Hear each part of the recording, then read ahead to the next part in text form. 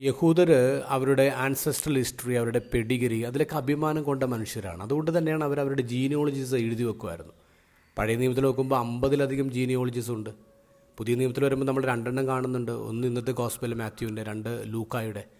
അപ്പോൾ അവരിങ്ങനെ അഭിമാനത്തോടെ കണ്ടിരുന്നൊരു കാര്യമാണ് അവരുടെ പൂർവികരുടെ ചരിത്രം എഴുതി വയ്ക്കുക എന്നുള്ളത്.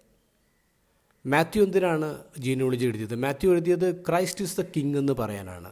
ഡേവിഡിൻ്റെ റോയൽ ഫാമിലിയിൽ പെട്ടതാണ് ക്രിസ്തു എന്ന് പറയുന്നത്. അതുകൊണ്ടാണ് ഡേവിഡ് ഇന്നത്തെ വംശാവലിയിൽ സെൻട്രൽ ഫിഗറായിട്ട് മാത്യു വരച്ചു കാണിക്കുന്നത്. മാത്യു മറ്റുള്ളവരെ പോലെയല്ല ജീനിയോളജി എഴുതിയിരിക്കുന്നത്. ഇത് ഡിഫറൻ്റാണ്. മാത്യുവിൻ്റെ ആക്യുറസിയെക്കുറിച്ച് സംശയമുണ്ട്, പക്ഷേ സത്യസന്ധമായിട്ടാണ് മാത്യു അത് എഴുതിയിരിക്കുന്നത്. സാധാരണ യഹൂദർ അവരുടെ വംശാവലി എഴുതുമ്പോൾ അതിൽ സ്ത്രീകളുടെ പേര് എഴുതാറില്ല. പക്ഷേ ഈ വംശാവലിയിൽ മേരി അടക്കം 5 സ്ത്രീകളുടെ പേര് മാത്യു ആഡ് ചെയ്തിട്ടുണ്ട്.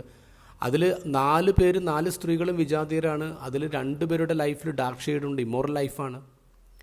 ഇനി നമ്മൾ ഈശോ റോയൽ ഫാമിലി എന്ന് പറയുമ്പോൾ തന്നെ ഈശോ ഒരു ബ്രോക്കൺ ഫാമിലി എന്ന് കൂടിയാണെന്ന് വ്യക്തമായിട്ട് മാത്യു എഴുതുന്നുണ്ട്. അബ്രഹാം തൊട്ടിങ്ങോട്ട് ഓരോരുത്തരും എടുത്ത് നോക്കിക്കോ, ഇതിൻ്റെ അകത്ത് നുണ പറയുന്നവരുണ്ട്, ഇതിൻ്റെ അകത്ത് കൊലപാതകളുണ്ട്, ഇതിൻ്റെ അകത്ത് ഇമ്മോറൽ ലൈഫ് നയിച്ചവരുണ്ട്, തകർന്നവരുണ്ട്, തകർത്തവരുണ്ട്. ഇങ്ങനെ മോശമായിട്ടുള്ള ആൾക്കാരെയും കൂടി ഉൾപ്പെടുത്തിയിട്ടാണ് മാത്യു തൻ്റെ വംശാവലി എഴുതിയിരിക്കുന്നത്. അതുകൊണ്ടാണ് സത്യസന്ധമെന്ന് പറഞ്ഞത്.